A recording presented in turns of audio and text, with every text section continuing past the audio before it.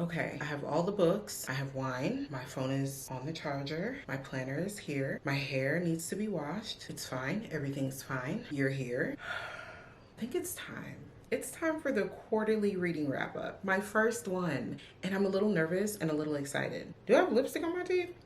Let's go ahead and talk about all of the books that I've read from January all the way through March. I feel like I don't even know how to start this. Okay. I don't want it to glare. This is a glass of 14 Hands Hot to Trot. Yes. We'll talk more about this particular wine in a moment. As you can tell, I have my planner with me. As you can tell from the title of this video, this is SILL'S Books and Wine, my quarterly reading wrap up. Why have I named it SILL'S Books and Wine? I've wanted to go to Lucian's. I want to call him Lucian. But anyway, Lucian's Books and Wine in Atlanta. We finally got a reservation. Lisa and I went. The atmosphere is very nice. The layout is beautiful. And I like that vibe for my quarterly wrap up. No, we're not in the same setting, but I love wine. And I can finally say that my love for reading has reignited, and I think it's only fitting for me to call my quarterly reading wrap up SILL'S Books and Wine. Chronological order of completion. First up, we have Queenie by Candace Carty Williams. This book I purchased in the summer of 2021. I thought it was 2022, but joke's on me, it was a couple of years ago. And I put it down after I realized there was miscommunication, like text messages are being sent, no one's answering, I'm getting irritated. Maybe it was the phase of life I was in, I don't know, but I just didn't want to read it. I didn't pick it back up until after I closed out last year, and I was like, this has to be the first book that I finish for 2023. With that being said, beautiful cover. The cover does not disappoint. And at the time, like, I mean, my hair is typically braided these days, but not right now. So this cover just really hit me. And she's of Jamaican descent. This book is set in the UK. So she is a British Jamaican girl in her mid-20s going through this weird phase with her boyfriend that she lived with, and her friend group is there by her side trying to guide her through those feelings. Her family dynamic, there is family trauma and drama. Her grandparents are cute and adorable. Her work life is a bit interesting over time. Wildness going on in the office, and for that reason, her work-life balance is completely off. And she's a little bit embarrassed. She is nervous about where her job will lie later on down the road. She is left with news that shakes her up all throughout the book. And she does a lot of self-sabotage, which I was just like, come on, Queenie, snap out of it. And because she's Jamaican, my tabs are in patois. So I have Queenie, ya idiot, this son of madness, hush, adopt me, I say. Because her friends were making good points, people in her life throughout the book were making good points, and I wanted to notate that. Also, I am not saying that she's a complete idiot. What I'm saying when I say Queenie, ya idiot, like, are you really slow? Are you really acting like you don't have any sense? Because the things that were happening to you, like, can you imagine you see your friend driving by and all of a sudden you're getting beat up? Can you imagine someone that you've known for quite some time is calling you all kinds of B's and H's out of your name? Can you imagine you go to the doctor and they think that you are being abused sexually? Queenie, snap out of it, get your life together. There is talk of mental health, the concern with how will my family feel? Am I talking about my family business to a stranger? Do we sweep it under the rug? Like back in the day when you would keep family business inside the four walls, like what do we do about the mental health? Because I'm breaking down and I'm losing my mind. I gave this, I'm going to leave the rating on the screen because to me, the ratings can change over time simply because I am starting from ground zero, right? So I don't have anything to base it off of. But maybe after I read more books within this realm of storytelling, then maybe it won't be so high on the list, but it was in the 3s. And the wine of choice, I was giving it Prosecco. And I said Prosecco because in the end, I was hopeful for her.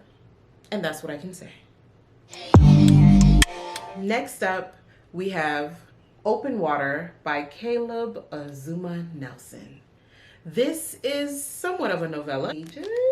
Okay, let's talk about what my tabs are. Let's just talk about them.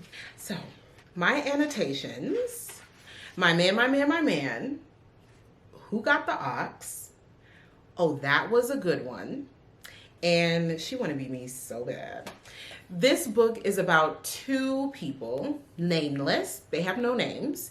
This is a book about a man being vulnerable in his blackness, a man being vulnerable in his feelings for someone that catches his eye in a Southeast London pub.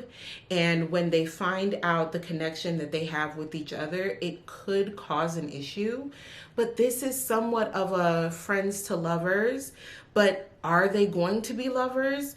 Are they going to remain friends? Is he constantly going to be smitten by this beautiful woman that is a dancer and he's a photographer? Like, how will this relationship play out? Is he just going to be madly in love with her from a distance? I think that this was beautifully written and the vulnerability of this man was wonderful to read.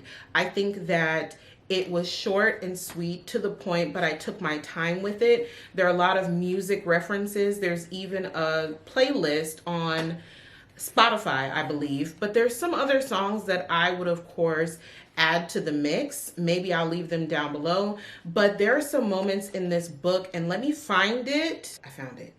Okay, so there's a conversation about books that they like, authors that they love, writers, the whole thing. And there's a part in here where the person speaking to one of the characters says, "She's my favorite writer. NW is the book I return to most." Perhaps that is how we should frame this question forever. Rather than asking, "What's your favorite work?" let's ask, "What continues to pull you back?" And that to me is how I now look at things that I find to be a favorite or things that I enjoy or love. And I will keep that in mind when I'm talking about books. What are the books that will bring me back? What will bring me back to that book? Queenie, I'm not going I'm not going back. I'm not going back. It took me forever to finish you because I couldn't finish you in 2021, not 2022. It took me till 2023. But you were okay. You were nice for the moment. But things that will bring me back, 5 out of 5 if I was a rating kind of girl. The wine of choice would be my favorite red blend, Chateau Ylan's Velvet Reserve. I find that they complement each other book to wine because the wine makes you feel like you are whole. It makes you feel like you have it together. It makes you feel like you are at peace. You're in a cozy space. It makes you feel like everything is just right. It is all encompassing. It is just good. Chateau Ylan's Velvet Reserve. Baby. Babes. You made a fool of death with your beauty. Oh my goodness. Have you seen my first reading vlog? We talk about it. We get into it. There are a few things. Now, beautiful cover. Clearly, I love a good cover. Faye is the main character in this book, and she is going through a very hard time at this point in her life. She's grieving the loss of a loved one, and she is just feeling her way through life right now. She doesn't want to be looked at as the girl in mourning. She wants to be herself again, but it's hard when she's in an area where they just know her for that tragedy, right? So she's with her friend and they find a place together and things get interesting. Now, your morals might be in question here because some may say she made a terrible decision in her love life, and others might say, good for you. You did what needed to be done. Now, will I say justice for Nasir? Yes. But Nasir, were you doing too much in the end? I'm still up in the air because it depends. It depends. Like, you can't tell someone how to be upset. You know what I mean? Like, you cannot tell me some news that I'm not expecting and it's not exactly the greatest news and then expect me to be like, whoa, it's okay, everything's fine. No, I'm mad right now and I'm about to throw the biggest tantrum. So anyway, can't tell you more than that. There's a lot of moving parts, a lot of beautiful men in this book, and she is just full of mess and stress, and she is finding love in places you don't have any business. I will say, did it happen kind of fast, kind of quick? I would say yes. Unrealistic? Kinda yeah, but mess and stress, if that's what you want, the scandal of the year, then maybe that's your thing. Now, I will also say that there are moments in this book that remind me of Jamaica. There's constant talks of the mountain peak, the mountain peak. A normal person that is talking about the top of a mountain literally says the top of the mountain. So when I hear mountain peak and they're visiting the Caribbean islands, I think Jamaica because Mountain Peak is a coffee brand in Jamaica. And when you say things like you're going to town and you're going to get a patty when you're in town, if you're getting a patty when you're in town, are you not in Jamaica? No? Okay, so Scotch bonnet. I'm still feeling like we're in Jamaica. And when they got to the airport, it just took me back to Montego Bay Airport. I don't know, my thoughts. The wine of choice for this one, I'm thinking Stella Rosa Black. I mean, it's fun, it's sweet, it's cute, it gets the job done.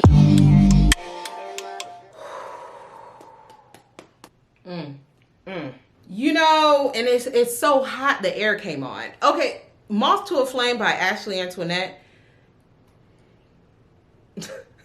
5 out of 5. Moth to a Flame is an urban fiction novel dated 10 years back. While I'm filming this book is 10 years old. And I have suggested it to at least 4 people, and they have all purchased and read the book already. So, what does that say? Jail. I just feel like a lot of things involved people that needed to go to jail. If you could put The Wire mixed with early seasons of Power mixed with a sprinkle of Maury Povich, I can't wait till I turn 18 and I could do what I want. I can't wait till I turn 18 and do what I want. Raven in this book. There was crime, home invasions, murder. There are trigger warnings you need to be mindful of, but the story in itself, are you going to let these people take you down like that? Like, there are many characters in this book that go through quite a few things. And there are also some characters in this book that need to be taken to jail. Also involves police. It also involves drug kingpins. It involves the children of drug kingpins. It involves, there's flashbacks to the parents and how they met. There are flashbacks to the different people within their camp and how they came to be a part of said camp. The book is just good, okay? Like, can you imagine? You have your big suburban house and you are throwing a birthday party for your deaf daughter, right? This is not a spoiler, okay? You are throwing a party for your young deaf daughter. And then some people run up in your house and have your kids at gunpoint. What?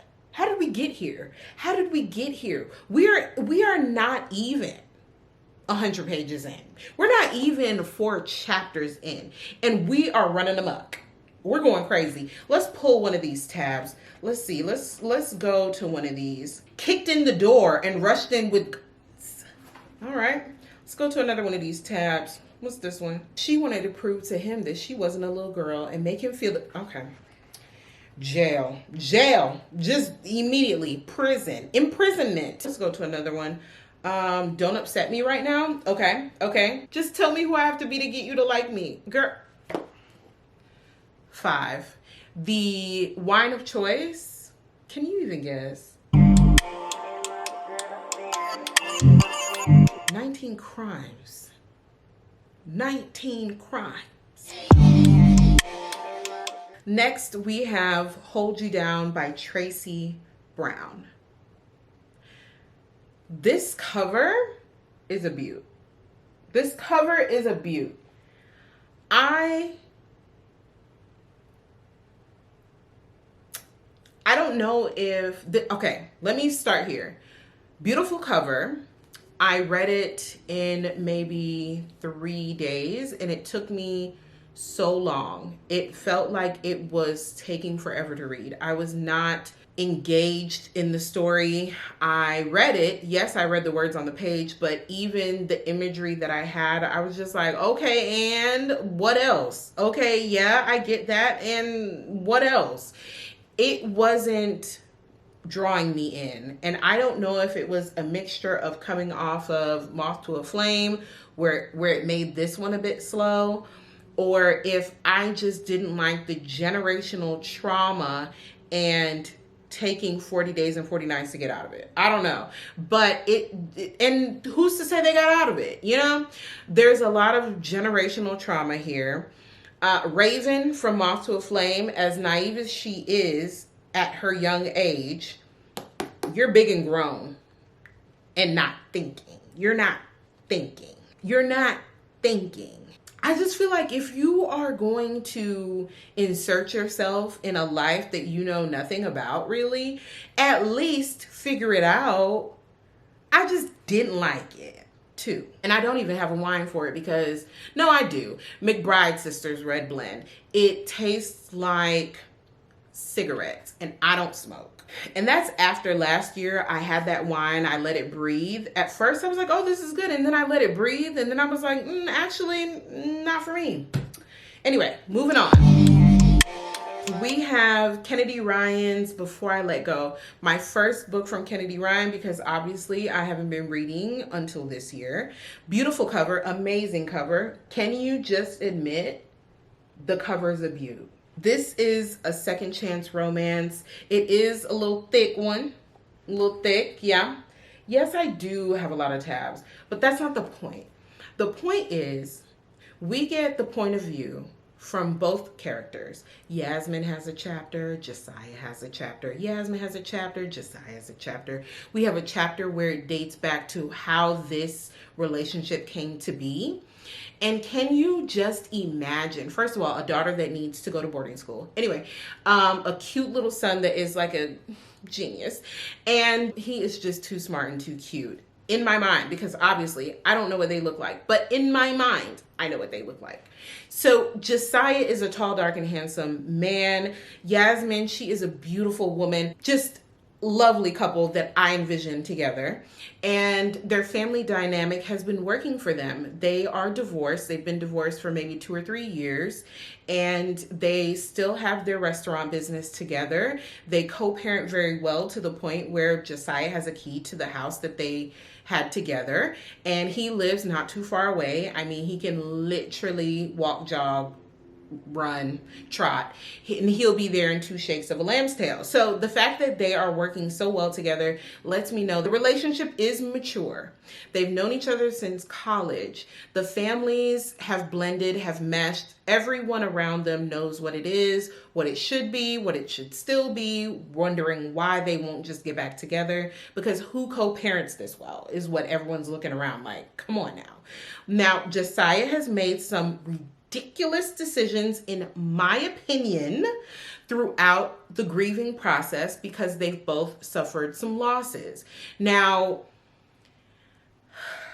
check your trigger warnings. That's all I can keep saying for a lot of the books. But when we really dive deep into why they got a divorce, when we dive deep into what both of them were feeling during that time, it is so difficult to say that one person was right or one person was wrong.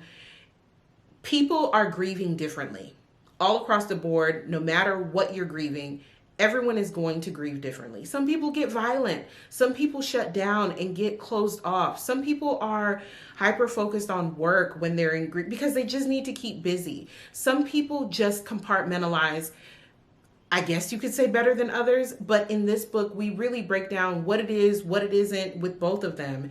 And everyone around them is like trying to figure out, okay, so what are you guys about to do? Like, are you going to really not act on what we all can see?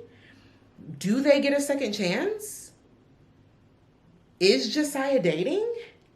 Is Jasmine with a politician? Like, what are we doing? And I did have this in my reading vlog. The wine that I have, it's 5 out of 5. The wine that I have complimented this book with is yet again my favorite. Chateau Ylan's Velvet Reserve. It is beautiful. It is smooth. It is heartwarming. It is compelling. It is eye-opening. It is reflective. It is cozy. It is loving. It just feels like a warm embrace. It feels like love. What else can I say? And if you read this, then you know that there are other parts in this story too that make me also want to pick something bubbly. So that's why I'm thinking maybe we should do like a Riesling. I didn't want to do champagne because I felt like, okay, New Year's champagne. But I felt like maybe a Riesling.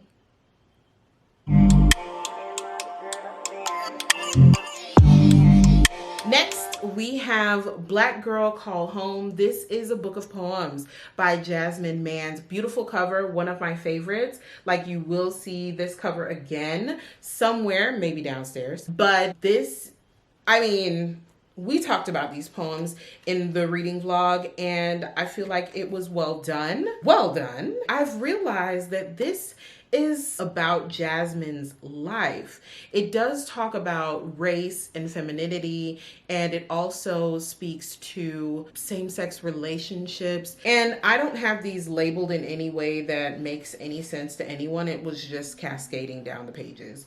Anyway, this one is called 3 o'clock in the morning. You call at 3 in the morning, I answer. We are the only two in the world awake. We talk like we discovered God before everyone else did. I mean, if I call you at 3 o'clock in the morning and you're up ready to talk about whatever I need to unload onto you, like we're locked in. It was refreshing. It was nice. I mean, it's poetry, but I don't get heavily moved by poetry to be like, oh my gosh, it was amazing. Like, I'm going to reread this for the rest of my life. I will revisit it. But, can I say 4? Am I allowed to do that? Yeah, I think 4. And this is going to be paired with Brown Estate's red wine that I had during February. So that is the wine I am pairing with this one. It has loads of fruits that are just so tropical. It's very refreshing, and it is surprising also. Next, we have Highly Suspicious and Unfairly Cute. This book took, you can see how chaotic my tabs are. Like, you took me through a lot. I also talked about this in the reading vlog. The last few books I don't have the wine pairings for because at the time I feel like this is more of a gin and tonic kind of girl. Why? Because they are based in the UK, so they can drink at 18, and they are 2 kiddos almost on their way to college. They're getting ready for college, so they're in their senior year. They're getting their thoughts and feelings together about where their life will take them. Will they be lawyers? Will they be doctors? Will they be entrepreneurs? What will they be? And this is Celine. And this is Bradley. They used to be friends back in the day. Then something happened. They became enemies. And then from there, we are finding our way through school. They're crossing paths. They have snarky remarks for each other. Banter is amazing. I will say that. Very slow in the beginning. There's no reason it should feel like a long-winded friend to me. But I also, at the end of this, I feel like I needed to tap into my high school self. Like, would high school me enjoy this book? Or would I still feel like, okay, you're dragging it. Can you get to the point? I don't know if I would have been in that space. But for a teenager, I would say this is a 4. For me, in my big grown adult age, I'm going to say it's a 3. Like, yeah, was it cute and adorable at some of the points? Yeah, I will say that 100%. I will also say that Bradley, you are that guy. Like, you are that guy. The things that Bradley was saying, he could catfish and maybe give you at least 20 years old jail, but he was really speaking like an adult, someone that was about to be independent and on his own. There is, check your trigger warnings for this as well. This is a moment in the book where I said it out loud during the reading vlog, and I'll say it here again. That's how important it is. He said, there are so many characters in this book. Anyway, she thinks I'm gonna leave, so I won't. She thinks nobody stays, so I will. It's really that simple. I won't tell her I'm trustworthy. I'll prove it. Bradley, you're a big grown man, okay? 3 from adult me, 4 for teenage me. This is my first erotica. This is Plie. I gotta show it to you like this. This is Plie by A.H. Cunningham. And this book, now that we're all here, okay, this book is one that took me a while to read because I needed to take my time.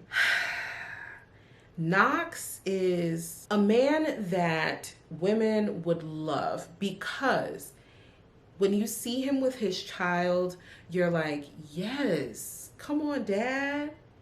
I see you with your cute little girl and, you know, full-time dad, you know, taking her to dance lessons, picking her up from school. You're making dinner. He is just attractive from being a dad. Being a very active parent is making Knox attractive. He is, but this is just icing on the cake.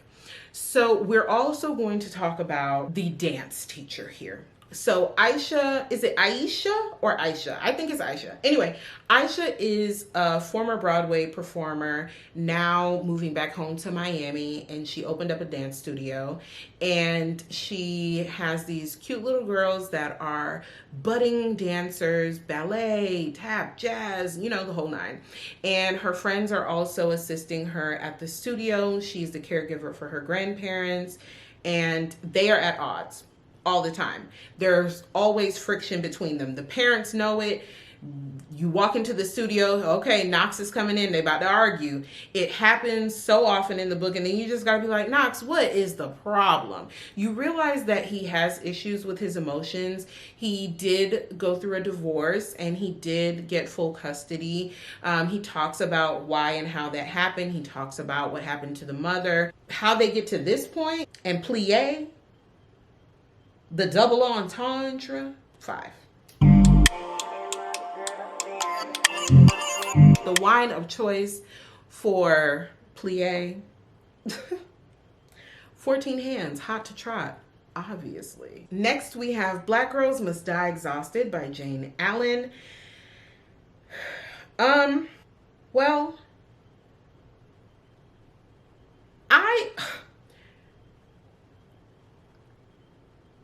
let's start with the positives. I won't be dying exhausted, okay? And they do talk about it. Like, we have all of these plans to be these very accomplished people in society. We have these lists that we make. I make lists. She is 33 years old. She's a woman in the journalism industry. She is in a relationship with this Jamaican man, and I'm saying he's Jamaican because the author made a reference that I, to this very moment, do not understand. As I sit here, Jamaican, she said, his flawless chocolate brown skin was the perfect canvas for his thick black eyebrows, well-trimmed 5 o'clock shadow, and strong Jamaican features. What do you mean by that? I can show you 4 Jamaican people right now, and none of their features match. I'm just not understanding the strong Jamaican features. Like, what is it? Like, I'm not understanding the Jamaican feature, and it disrupted my reading experience. Also, the grandmother, who is white, saying colored in her stories. I felt like, did we need that? Like, I know that was a thing of the past, but I don't feel like it was necessary. Like, I got it. You're white and you're from that time, but you did not have to tell your black grandchild anything about the colored girls from back in the day. I just felt like we didn't need it. But that was just me as a reader, and it just stopped me in my tracks. Then, moments in the book where she was being so real and raw about how her life is going when she was talking to her significant other and being very honest and communicative about how she wants to move forward and not trying to pressure him into anything, knowing that she's going through some health issues. And, you know, she's being very open and honest with him. And I think that that's an important step to take, especially with someone that you do see a future with. Like, I want you to know what's happening with me so that if we continue to do this song and dance, that you're not caught off guard. I'm being very honest. So there is communication in here. Lots of communication. There is family trauma and drama, and there's communication there too. So you ask the hard-hitting questions and she will get the answers that she's been looking for. Whether she likes the answers or not, they're there. There is a conversation about police brutality in America and feeling very unsafe and uncomfortable when you get pulled over by the police. I think it's played up a little bit much to me as a black woman that drives, but I get it. I get it. So maybe it wasn't necessarily for people that experience that, but maybe it was heightened a bit for those that don't understand that. So good read, not great. I just don't know. I know that it's not like Hold You Down, so it's not a 2, but it's not a 4. So I would say 3. But this has some gems though. So is this a 3.5?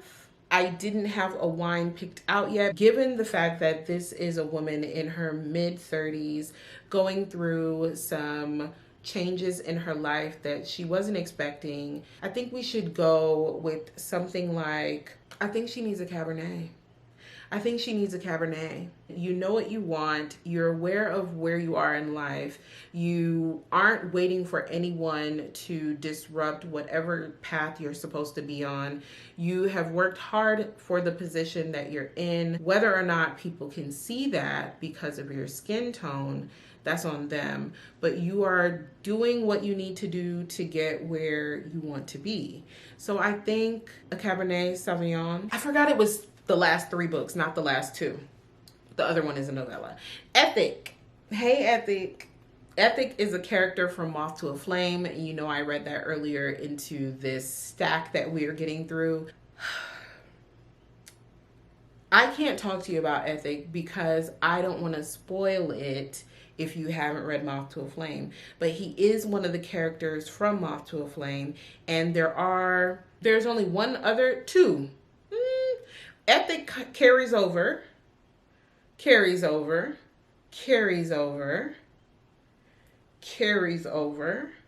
So there are 5 people total that carry over from Moth to a Flame into the Ethic series. That's what I can say.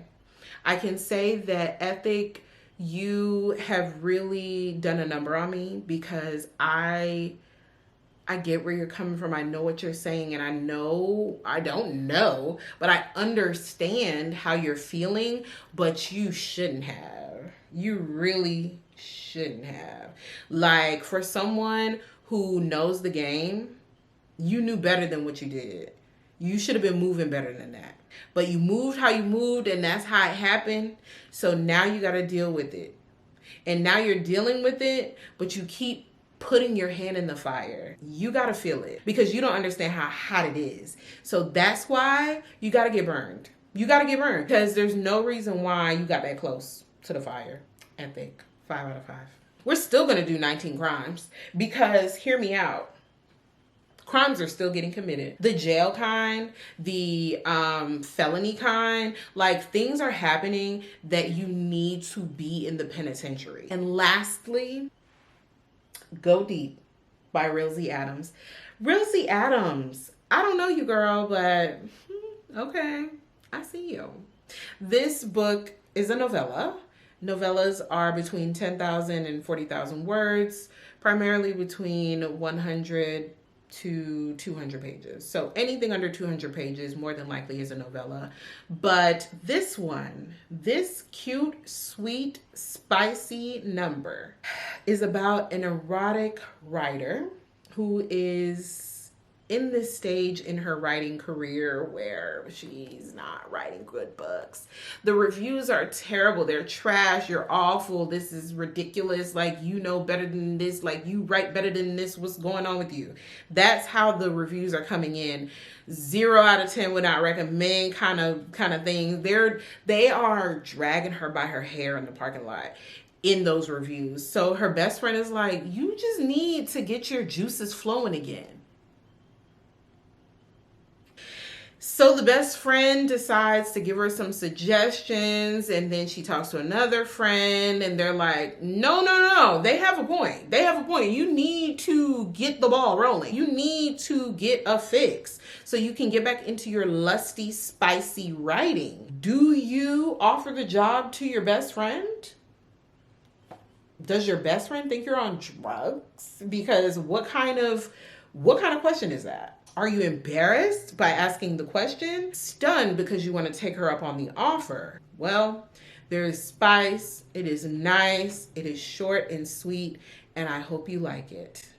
This one is another 14 hands, hot to trot, because wow.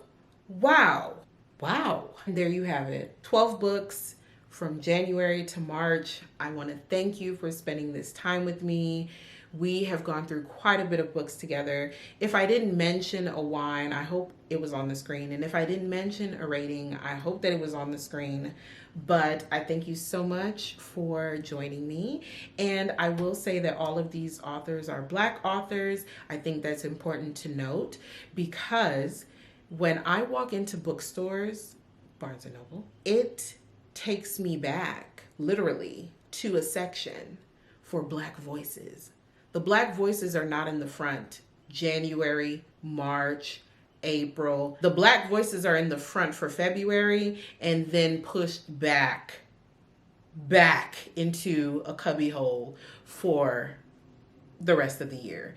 So I want to shine some light on Black authors a little bit more because the next time I go into Target perusing, I want to see people that look like me. And I don't want to have to sift through and find books, not just in the Christian section, okay? Because Black people love the Lord, yes, okay? Black people love their spirituality and religion, but they also write nasty. They also write hood. They also write upstanding Black women in journalism. They also write nasty again. They also write YA, coming of age things. They also write poetry. They also write second chance romances of 2 college educated adults working their way through life as entrepreneurs, as parents. Black people can write. This might not be for me, but they can write, okay? And by they, because I'm not a writer, Black people can write a book. So let's stop putting a couple of black books on a couple of shelves with that 20% off sticker in the front. Move that sticker to the back, Target, and put some of the black books up front so we can see them. Yes, S.A. Cosby is a great thriller writer. I have a couple of his books over here that I need to get into, but there are other Akwaeke Emezi. There are other writers, Caleb Azumah Nelson, that need a little bit of shine. I know Queenie is in there too, but so I said all that to say, I will be shining more light on authors that look like me. That doesn't mean I won't read from those that don't, but for now, I'm enjoying the space that I'm in, and I hope that you enjoyed the books that I've read, and my commentary, and my wine. I got more wine to drink. I need to edit this video. Anyway, until the next quarterly reading wrap up, I will see you in the next one. Bye. Woo. I feel like that video is gonna be like 30 minutes long, and that's not what I was trying to